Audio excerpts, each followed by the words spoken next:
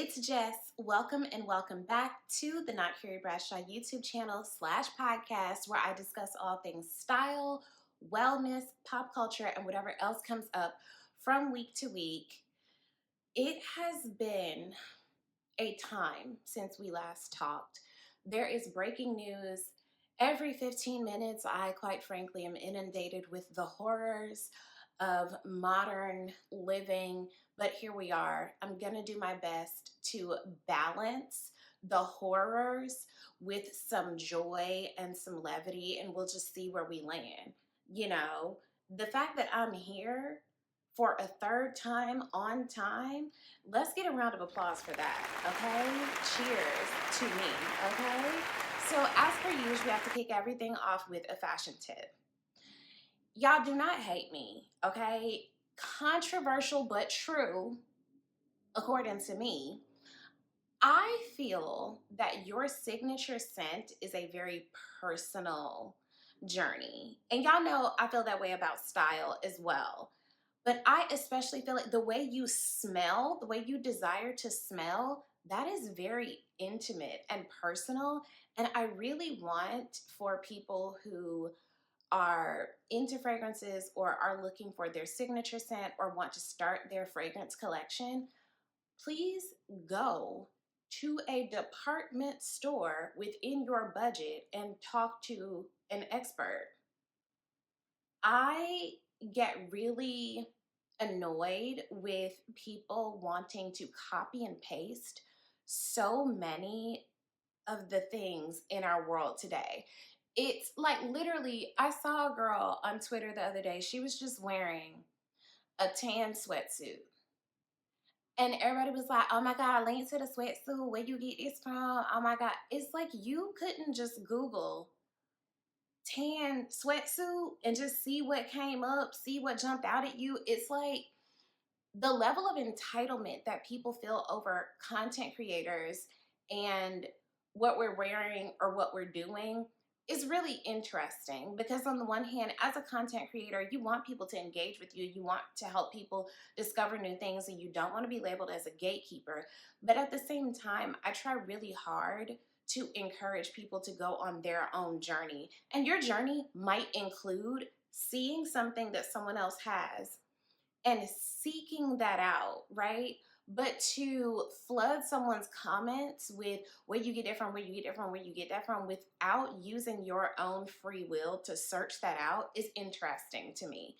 And I feel that way about fragrances. Like, there are so many content creators who that is their thing. They talk about fragrances and they can explain to you the differences in the notes and the dry down and all of these different things, but you can't smell over the phone. You can't smell on social media. So if your budget means that you are shopping for fragrances that are made by people who have a licensing deal, then go to a Nordstrom or a Macy's and shop like, your usual like designer fragrances.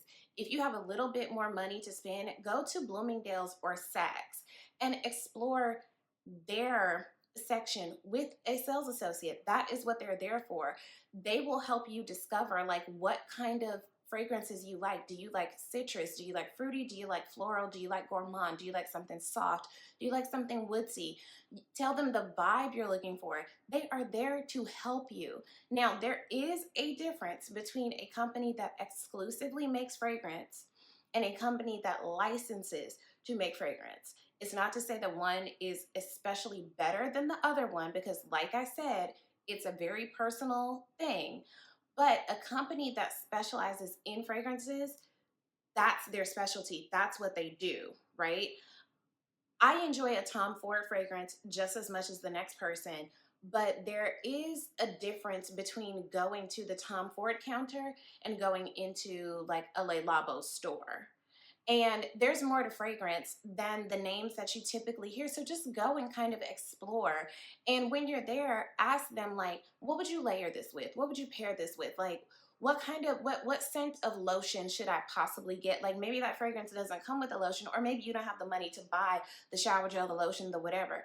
Ask like what notes should I look for in a shower gel or a lotion that would make this last on me all day, like when I layer them on top of each other. Just don't deny yourself the journey by going out and trying to replicate what someone else is doing.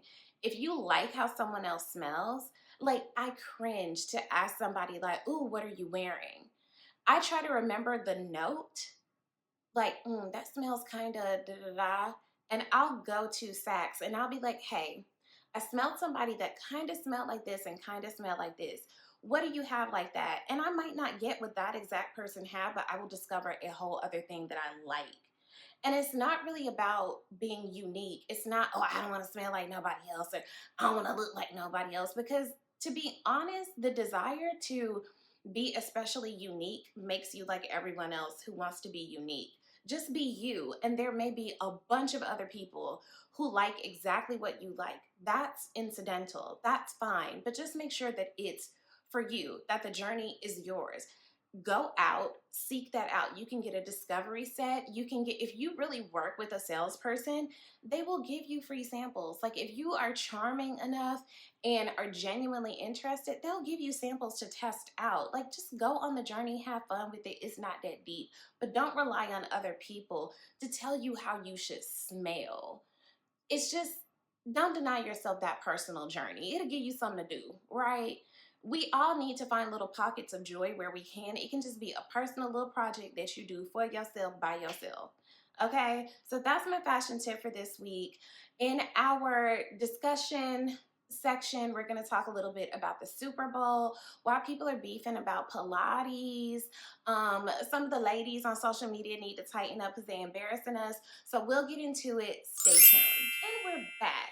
So the thing that's on everybody's mind is the sports ball Oscars, or what you guys call the Super Bowl. Y'all know I'm not a sports girl. I try really hard, but I just don't have the interest. And I want to, because the culture of football and sports seems so fun. Like the rivalries and the merch and the food and the courtside fashions. But I'm just not a sports girl. I'm really not. I give up. I am actively rooting against the Cowboys for personal reasons, but I am also actively rooting for the teams that have the hottest dudes. So I am a huge Eagles fan, okay? Like, all I seen was eights, nines, and dimes coming up off that bench. And like all of the post Super Bowl content is like, who that in the back? Who are the, we all know Jalen Hurts is fine. Jalen Hurts is 90s level fine.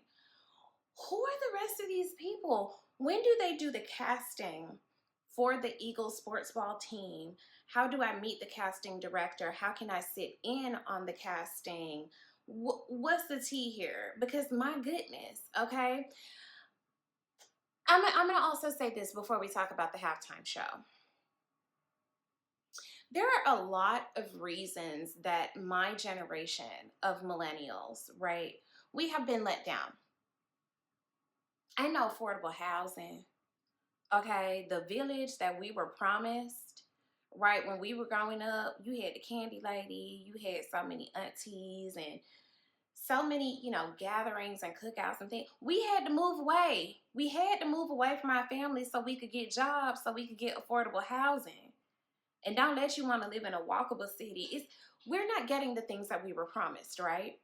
Another of those things that the ways in which we were duped, all the movies and TV shows that we saw in the 90s, fine niggas was everywhere.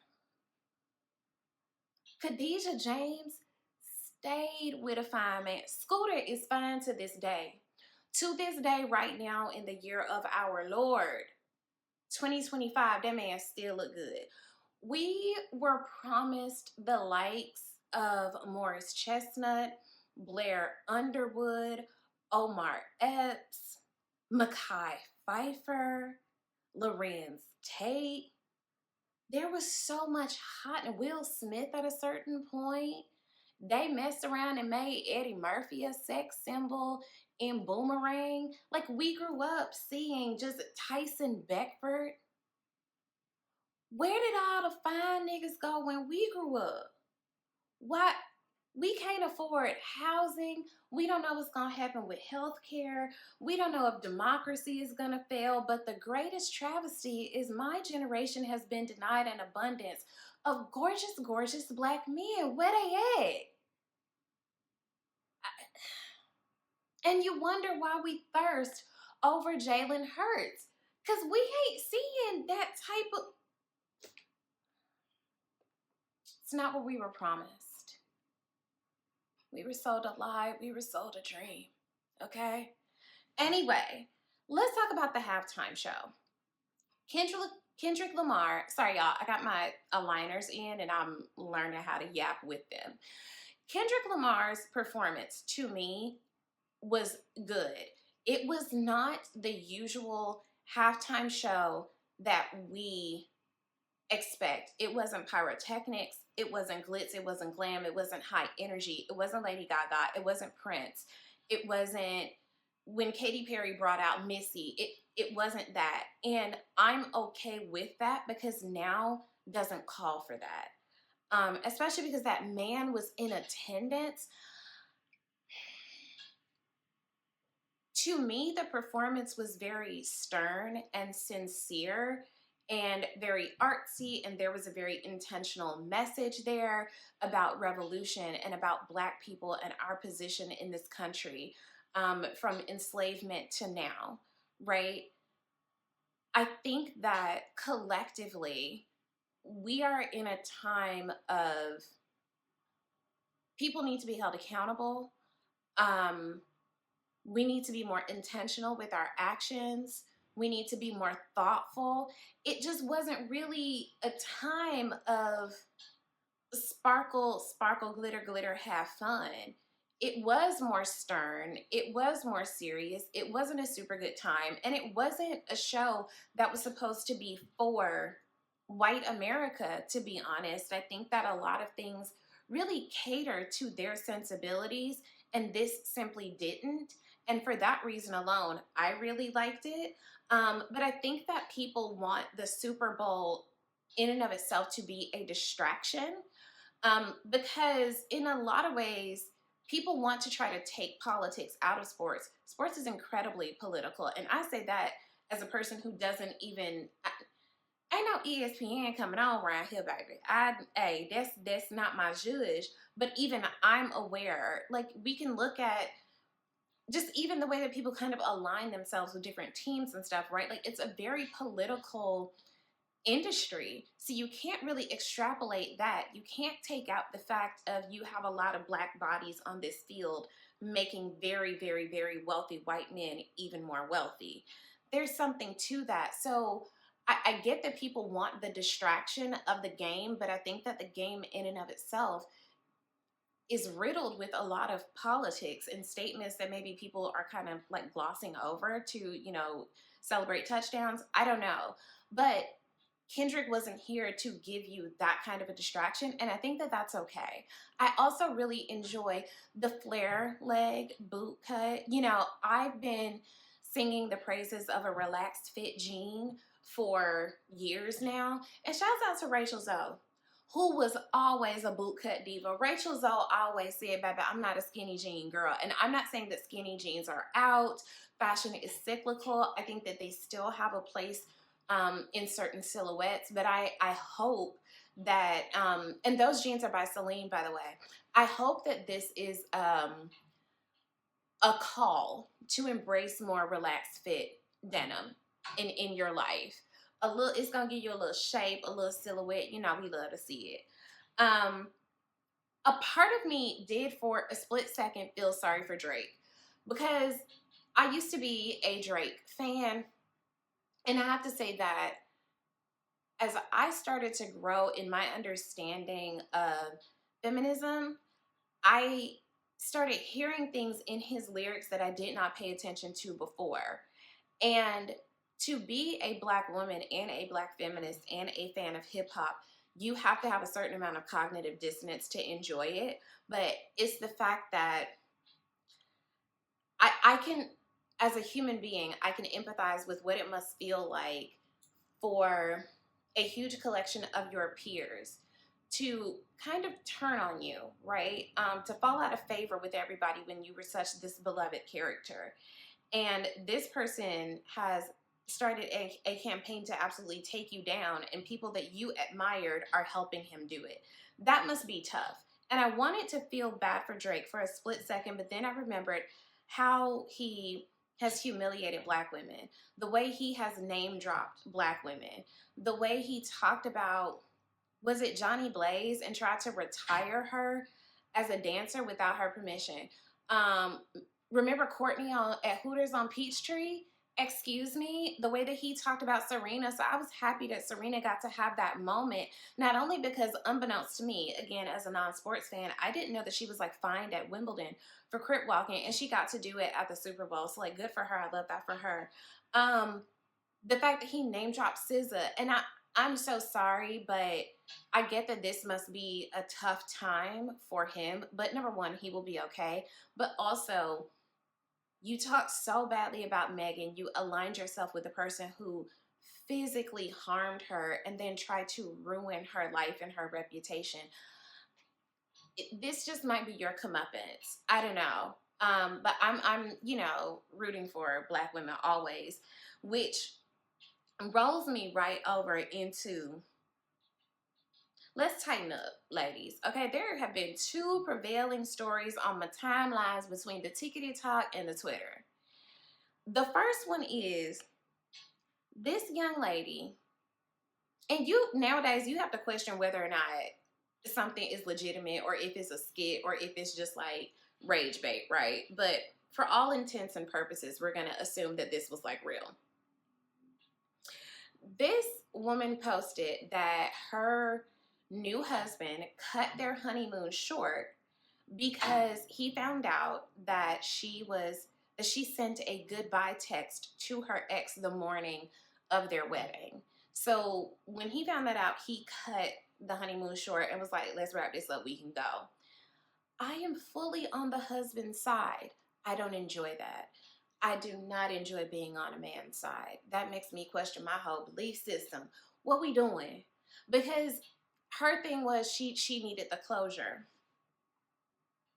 How long have you been dating your husband? There's dating, there's becoming exclusive, there's being a fiance and planning the wedding, and then there's marriage. How long were you communicating with this ex that you didn't find closure before you moved on, or nowhere within the relationship did you find closure? Closure is a single player sport. And I still firmly believe that if you reach out to another person for closure, you're secretly hoping that they will say a magic thing that will either open the door for a possible reconciliation, or they'll come running back to you across a field of daisies. You don't want closure. You want the person to tell you that they still want you. And that's normal and that's human, but don't play in our faces. That man had every right to call off that honeymoon and give you some time to think about what you want to do. The second prevailing story, child, if y'all have not seen these clips of Montoya from Temptation Island, España, running down a beach, shirt ripped open, rolling around on the ground, screaming, "Por qué? Por qué?"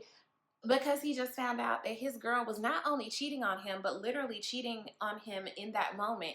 Ran full speed down the beach to the place where she was cheating, and we saw the cheating. And let me just say, unless you're DJing, unless I'm DJing, I'm not prepared to see that shit. I was like, whoa, what are we looking at right now? I wasn't prepared. So he runs down, she runs out. It was so chaotic. But the story was, well, he cheated, so she was cheating back. Now, I don't really believe in it. I think that that's crazy. Like, if y'all competing for who gonna get they lick back, baby, just break up. That's crazy. Apparently, he didn't actually cheat. He just got a really intense lap dance. The crime did not fit the punishment, girl. You might have just wanted to step out on that man. But word on the curb is, they're still together. And unbeknownst to a lot of people, Men forgive women for cheating all the time. They just don't tell anybody because of the shame. Meanwhile, women are expected to expect infidelity and to just accept it and move on.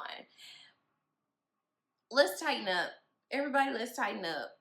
My sister in Christ, you had no business, quote unquote, cheating back or boinking this man on camera because that man got a lap dance. But then again, I do also feel like, as Funky.Diva says, you can't do wrong to somebody and then tell them how mad to get. So, best of luck to everybody involved. But do not continue to put me in positions where I have to defend men. I don't like it.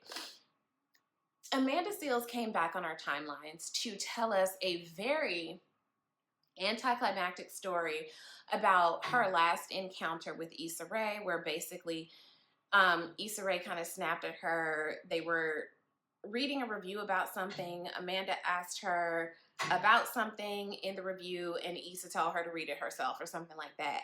And that was her final straw after so much nastiness and passive-aggressive behavior.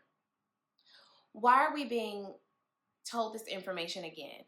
I do not doubt that a lot of our beloved figures are quite possibly not nice all the time, because nobody's nice all the time. Nobody is, there's nice and there's kind. Nobody's nice all the time. People can have a bad day, and the way that people experience us is different.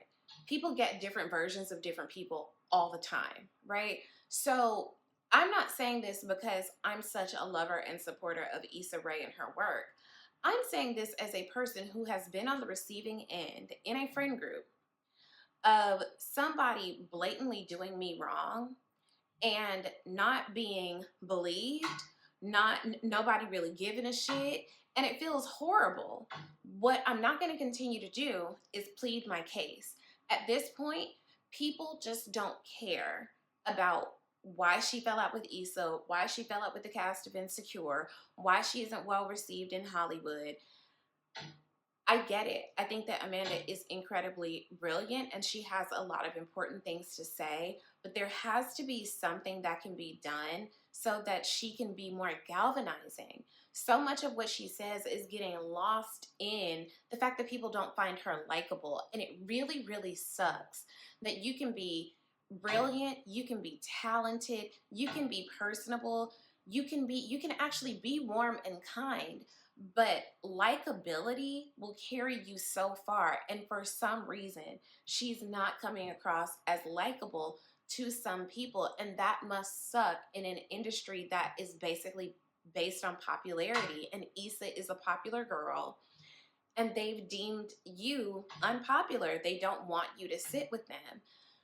You could not, if someone paid me dust, if someone who harmed me paid me dust, I'm not going to continue to bring them up because it's giving them too much.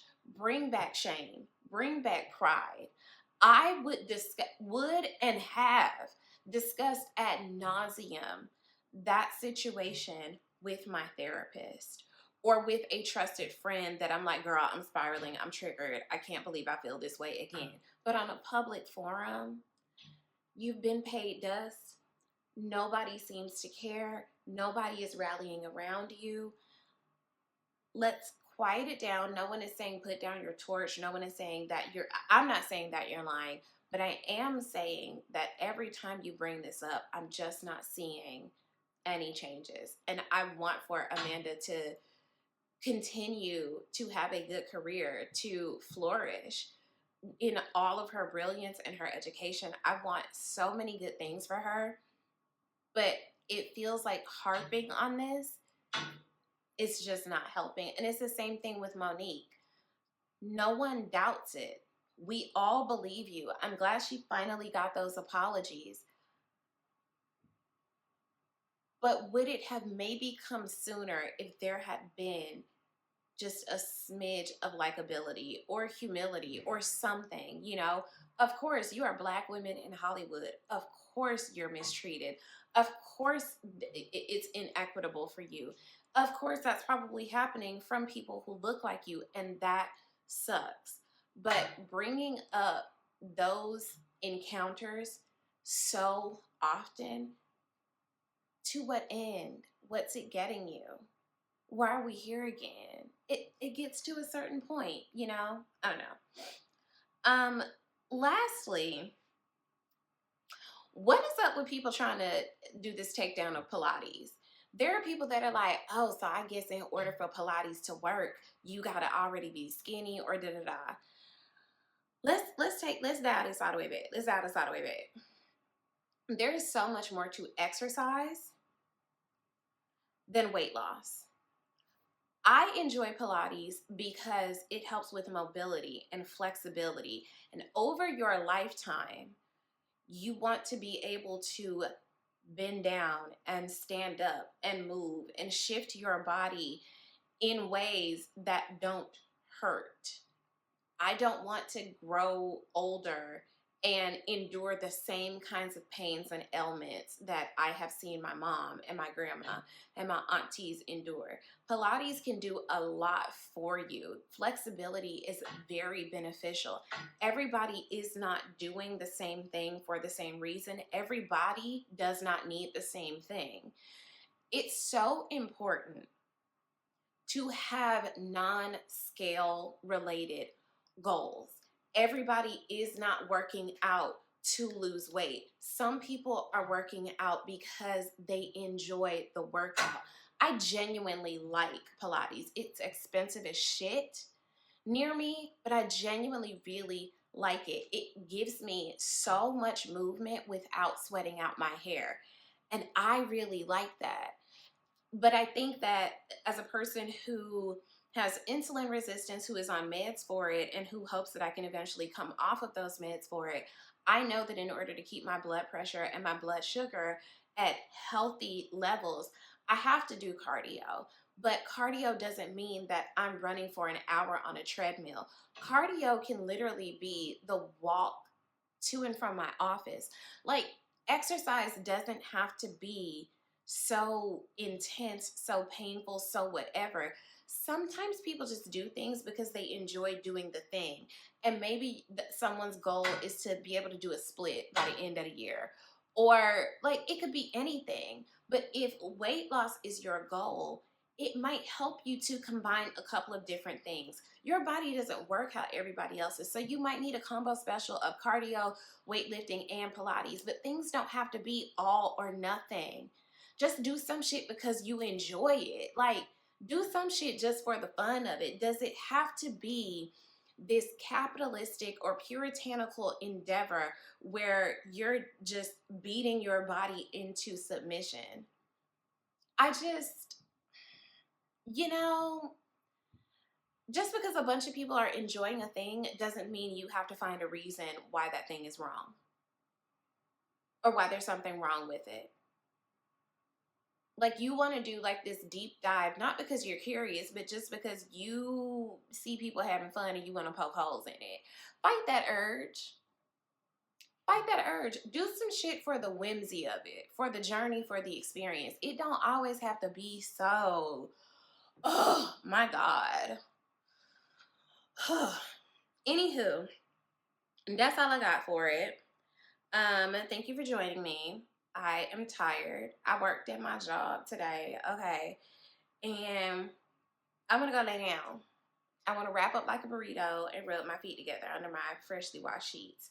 So be sure to like and comment and subscribe and rate and review and share. And if you like what you saw here and want to request exclusive content where I will make a video about a topic of your choosing, join my Patreon at the link in the episode /video description, and I will talk to you guys soon. Bye.